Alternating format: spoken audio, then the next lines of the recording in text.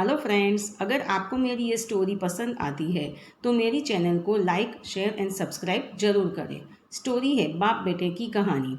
एक 80 वर्षीय पिता अपने 45 वर्षीय उच्च शिक्षित बेटे के साथ अपने घर में सोफे पर बैठा था। अचानक उनकी खिड़की पर एक कौवा आकर बैठा। पिता ने अपने बेटे से पूछा कि यह क्या है।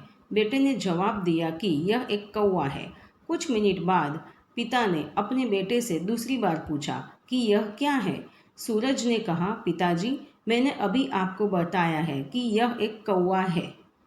थोड़ी देर बाद बूढ़े पिता ने फिर से अपने बेटे से तीसरी बार पूछा कि यह क्या है। इस समय बेटे के स्वर में गुस्सा साफ महसूस किया जा सकता था। जब उसने अपने पिता से फटकार के साथ कहा, यह एक कौवा है, एक कौवा। थोड़ा समय बाद पिता ने फिर से अपने बेटे से चौथी बार पूछा कि यह क्या है। इस बार बेटा अपने पिता पर चिल्लाया, आप क्यों पूछते रहते हो मुझसे एक ही सवाल बार बार। हालांकि मैंने आपको कई बार कहा है कि यह एक कौवा है। क्या आप इसे समझ नहीं पा रहे हैं। थोड़ी देर बाद पिता अपने कमरे में गए और एक पुरानी फटी हुई डायरी के साथ वापस आए, जिसे उन्होंने अपने समय से काफ़ी जतन करके रखा था।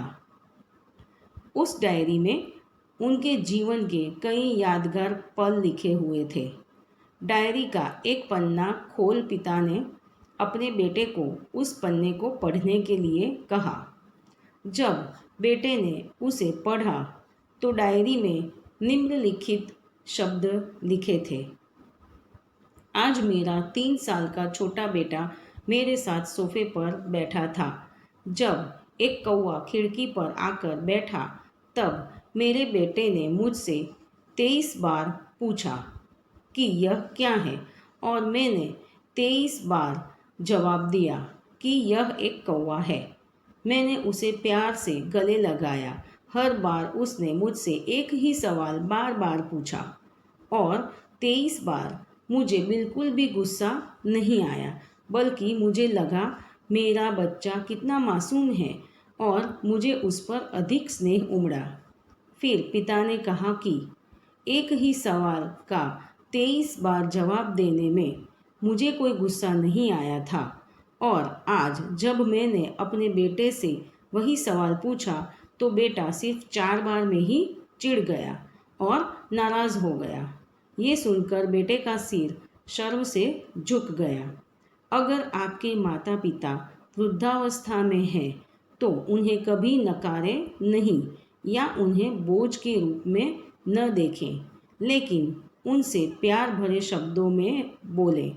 शांत, आज्ञाकारी, विनम्र बने और उनके प्रति दयालु रहें।